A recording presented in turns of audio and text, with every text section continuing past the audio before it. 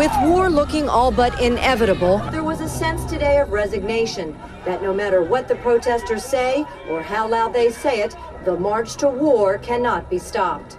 Extraordinary day. Why? In the history of the world. That's a bit extreme. No, it's not extreme, Anna. Because the Iraqi situation could induce a global nuclear war and we're all dead. And we've got people in the White House who are just totally psychically numbed to what the consequences of their actions could be. For those who urge more diplomacy, I would simply say that diplomacy hasn't worked. There's only one way to disarm him, the use of force. He doesn't know what he's doing. We've got a man who is totally out of his depth. Totally. There are two men who can blow up the planet. One is Putin in Russia and the other is Bush. And he can press the button. And that's the background upon which they're doing this Iraqi thing, which is so dangerous and so provocative. Why don't they turn them off, hair trigger alert? Oh, because the military like their missiles. That's why I called my book Missile Envy. They like it. But that and was when written a long time ago. It's still the same. And what would happen? What are you saying? That suddenly Russia would just say, oh, here's, you know, a blip on the radar, must be a nuclear bomb, let's bomb America? That's what they did in 95, Anna. Have you not read my book? Yes, I have read your book. All right, well, why ask me? Because I wasn't persuaded or convinced well, about I'm not here to persuade you. I'm just telling you the truth. I'm not here to persuade you. God almighty. That's where you lose the media, when you say that stuff. Fuck it, Anna. It's the truth, and why don't you listen to me?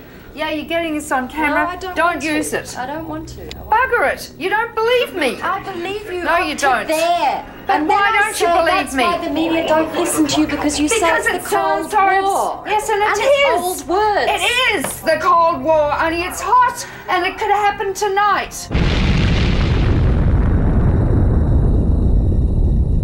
I'm talking about the end of creation, which I have been talking about since I read On the Beach when I was 15. That's what's hard to take in, and people don't want to hear it. Give me a pill. Give me something to block me out. Give us a drink. Turn her off, she's an idiot. Okay? So am I mad? Or is the media mad? Who's mad?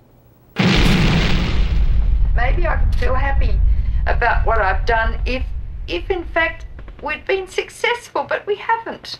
We've gone backwards 30 years with this Bush people.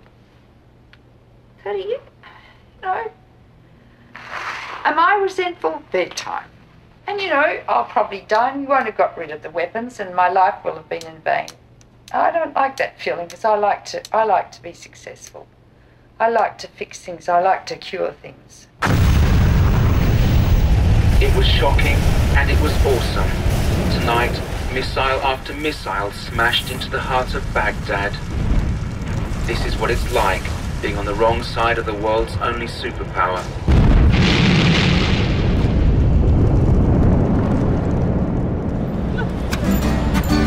Well, if you really want to live and feel the way I feel, you got to whip out your balls upstairs. I was ignorant enough to believe that one of the main reasons we went to war in Iraq was to assure the Iraqi people of a right to dissent. But that's no longer guaranteed to Americans.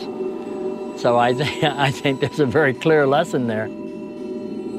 I'm thrilled with how the American-led coalition has performed in achieving, with it would appear, a minimal loss of life on both sides, the liberation of the people of Iraq.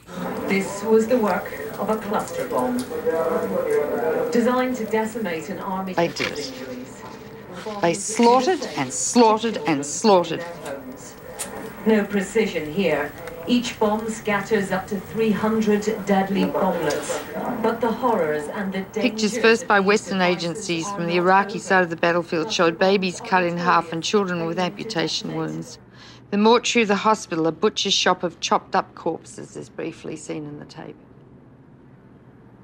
This is what this film's about, Anna. This is what I've been predicting. That's what they did. This country has the greatest number of weapons of mass destruction in the world, and they use them. The agency's Baghdad editors felt able to send only a few minutes of a 1-minute tape that included a father holding out pieces of his baby. 2 lorry loads of bodies, including women in flowered dresses, could be seen outside the Hilal Hospital.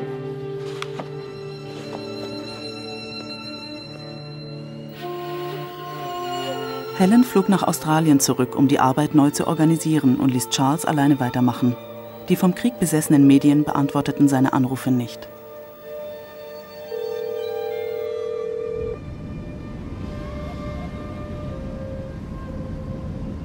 I have a feeling I'll live another 30 years and then I'll be too tired. I will have had it. I'd be 94 and I can still do a lot of work in 30 years. I also am feeling, for the first time in my life, I'm glad I'm old. Because I can't stand watching this desecration of the planet occurring. Ich bin mit meiner Tante am Ende unserer Achterbahnfahrt angekommen. Sie hat gerade den mit $350.000 dotierten Preis für kulturelle Freiheit der Lennon Foundation für ihr Lebenswerk bekommen. Als sich herausstellte, dass der Irakkrieg zu der Katastrophe wurde, die sie vorausgesagt hatte, bekam ihre Denkfabrik massive Unterstützung. Charles arbeitet inzwischen mit einem Völkerrechtler und 4 Angestellten und Helen verlässt ihr Refugium an der Küste, um ihm beizustehen und den Kampf fortzusetzen. She has totally devoted her life to a cause. That's a rare thing these days, to sort of throw over what you're doing in your comfortable life and take to the road. There's an evangelical quality to it, but I think in the best sense of the word. I keep going back to, thank God for the women.